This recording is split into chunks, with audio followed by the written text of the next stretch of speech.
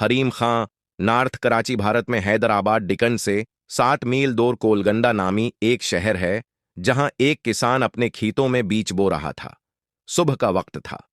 इलाके का नवाब सैर करता हुआ वहां से गुजरा। एक किसान को मेहनत से काम करते हुए देखकर नवाब ने सोचा कि किसान से उसकी खैरियत दरियाफ्त करनी चाहिए।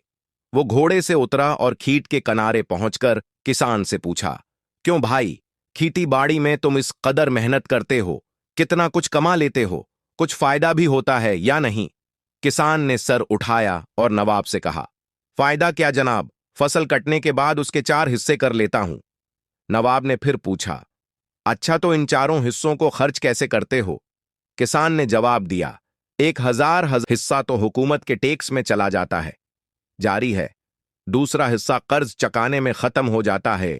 तीसरा हिस्सा उधार देता हूं और बाकी चौथा हिस्सा यूं ही लुटा देता हूं। नवाब को किसान की ये अजीब व गरीब बातें सुनकर बहुत ताजब हुआ।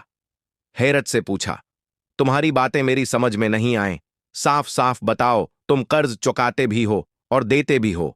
ऐसा कौन सा कर्ज है जो हर फसल पर अदा करते हो और फिर भी खत्म नहीं होता?